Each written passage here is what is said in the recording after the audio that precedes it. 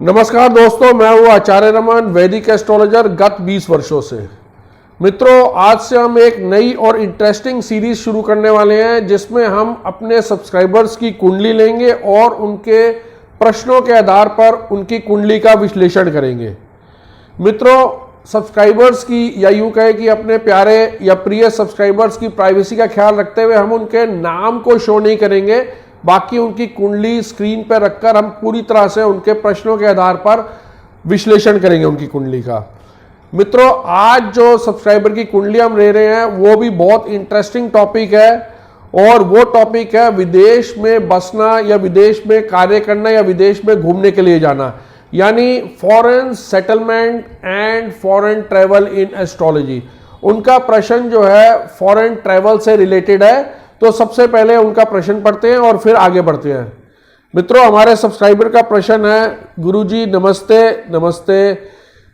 मैं जो है विदेश में पढ़ने के लिए जाना चाहता हूं और आप बताइए क्या मैं वहां पे विदेश में पढ़ पाऊंगा और क्या मैं वहां पे पढ़ने के बाद मुझे अच्छी जॉब भी मिल पाएगी और मैं वहां पे जॉब कर पाऊंगा या वहां का पीआर और सिटीजनशिप मुझे मिल जाएगी।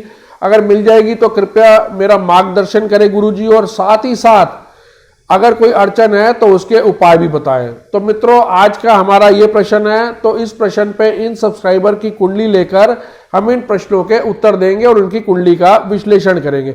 और वैसे भी दोस्तों, मैंने देखा है कि फॉरेन ट्रैवल या यूं कहे foreign settlement one of the most interesting topic है, तो आपको भी मजा आने वाला है जब इनकी कुंडली का हम विश्लेषण करेंगे। किंतु मित्रों, आगे बढ़ने से पहले आपसे अनुरोध है, आपसे रिक्वेस्ट है कि अगर आपने अभी तक मेरे चैनल को सब्सक्राइब नहीं किया तो कृपया मेरे इस चैनल को सब्सक्राइब करें, इस वीडियो को ज़्यादा से ज़्यादा शेयर करें और मेरे वीडियो को लाइक करें और साथ ही साथ अपने कमेंट्स और अपने प्रश्न जो हैं अपनी कुंडली, डे, टाइम और प्लेस ऑफ बर्थ के साथ मुझे भेजें ताकि हम आपकी कुंडली का भी विश्लेषण कर सकें। तो आप भी मोस्ट वेलकम है अपनी कुंडली और अपने प्रश्न भेजने के लिए।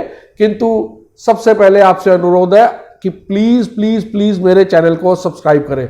तो चलते हैं मित्रों, अपने इस पहले सब्सक्राइबर की प्रश्न लेते हैं इस सीरीज में। धन्यवाद मित्रों, नमस्ते।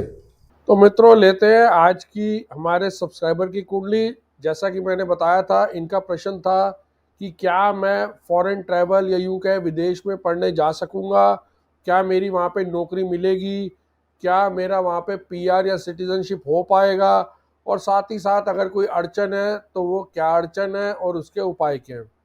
तो मित्रों, जैसा कि आप देख पा रहे हैं, ये कुंडली मकर लगन की कुंडली है। मित्रों, जहाँ पे एएस लिखा हुआ है असेंडेंट, वो हमेशा पहला भाव ही रहेगा। ये जो नंबर लिखे गए हैं 10, 11, 12, 1, 2, ये मित्रों राशियां हैं।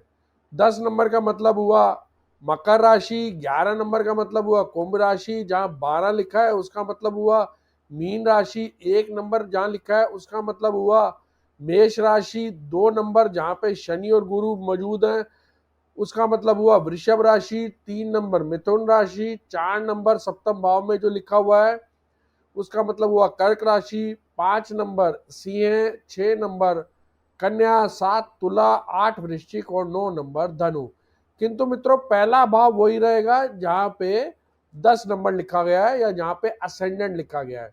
तो आप जैसा कि कुंडली में देख पा रहे हैं, लगन में, इनके लगन में केतु स्थित है और पंचम भाव में, यानी पंचम भाव वो हुआ मित्रों, अगर आप काउंट करें लगन से 10, 11, 12, 1, 2, पंचम भाव में मित्रों इनके शनि और गुरु स्थित हैं। और अगर हम छठे भाव की बात करें तो इनके छठे भाव में बुध, मंगल एवं सूर्य स्थित है। अगर हम इनका सप्तम भाव देखें तो सप्तम भाव में शुक्र एवं राहु स्थित है और एकादश यानी 11वें भाव में चंद्रमा स्थित है।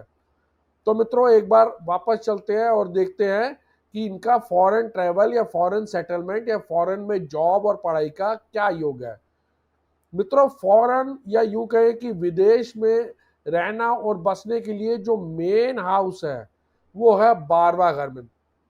12वां घर यानी जहां इनका 9 नंबर लिखा गया है, 9 नंबर राशि जहां है इनकी, वो मित्रों है 12वां घर। और 9 नंबर राशि का स्वामी है गुरु।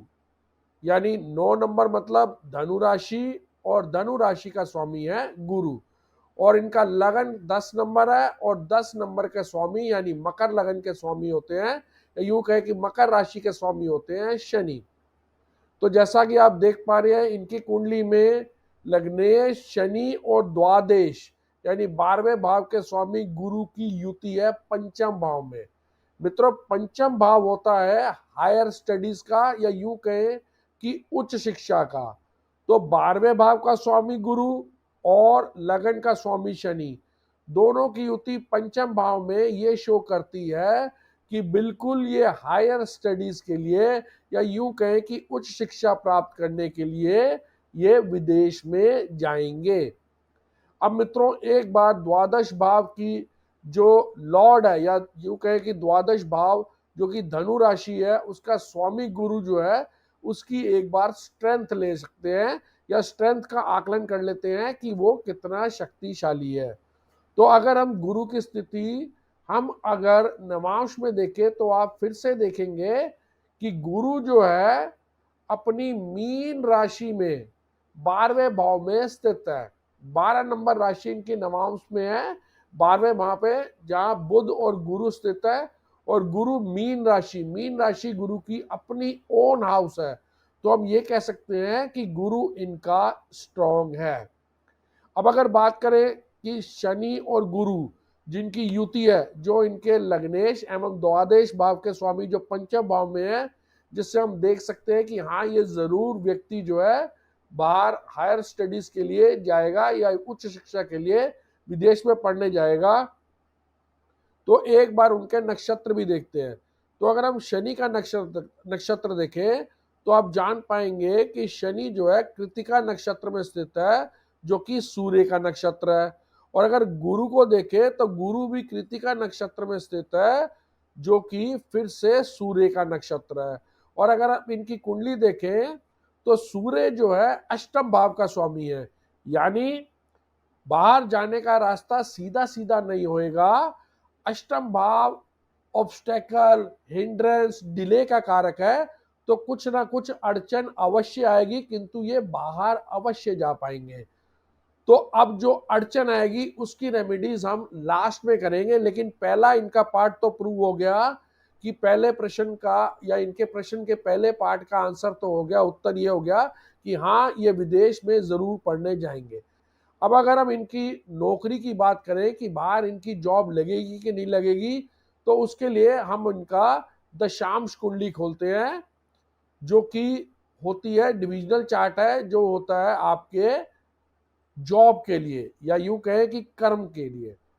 तो अगर हम इनकी दशांश कुंडली खोलें और दशांश कुंडली देखें तो आप देखेंगे कि दशांश कुंडली का लग्नेश जो है वो गुरु है, यानी 9 नंबर राशि इनकी उदय हो रही है या असेंडेंट में है दशांश कुंडली में, जो कि धनु राशि है, जिसका स्वामी गुरु अपनी ओन राशि में मीन राशि में राहु के साथ चौथे घर में बैठा है।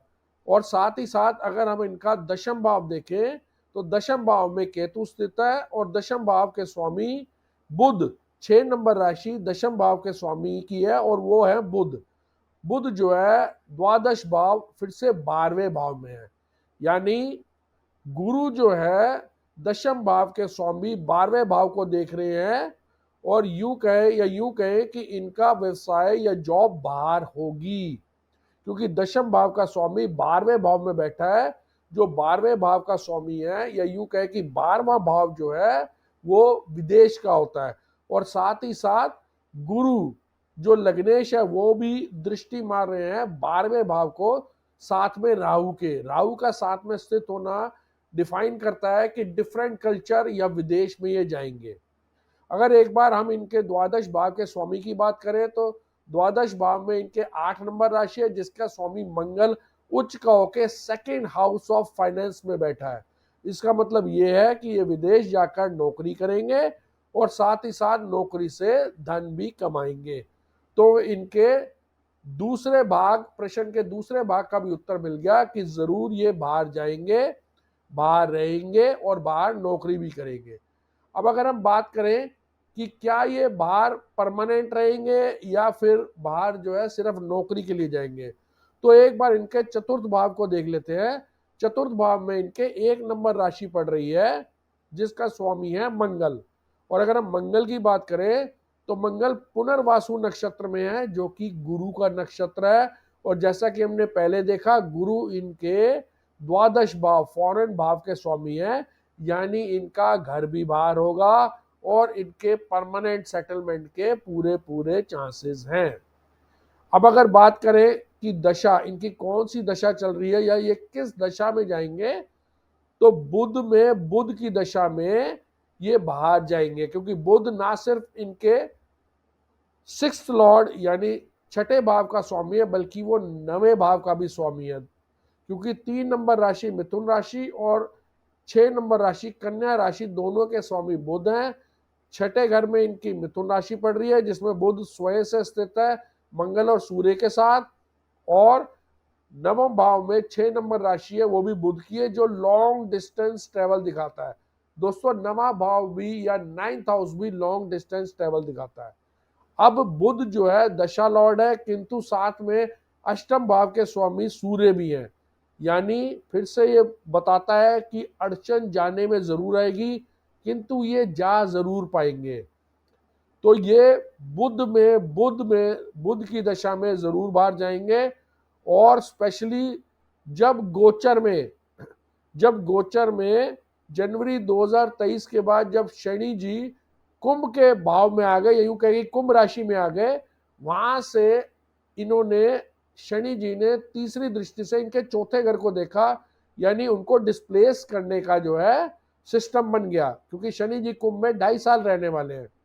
तो शनि जी ने देखा इनके चतुर्थ घर को तीसरी दृष्टि से, तो घर से डिस्प्लेसमेंट का बन गया। साथ ही साथ अप्रैल 29 2023 में गुरु बृहस्पति भी इनके चतुर्थ भाव में यानी मेष राशि में आकर इनके 12वें भाव को द्वादश भाव को देखा, तो तब इनका जो है पक्का हो गया कि ये विदेश जो है 29 मई से 1 साल के भीतर भीतर बुध की दशा में ये अवश्य जाएंगे। और जैसा कि नवांश में देखा कि गुरु और बुध एक साथ द्वादश भाव में है, बुध हालांकि नीच का है लेकिन नीच भंग राजयोग जरूर बन रहा है 12वें भाव में, तो परेशानी जरूर होगी लेकिन ये बाहर अवश्य जा पाएंगे।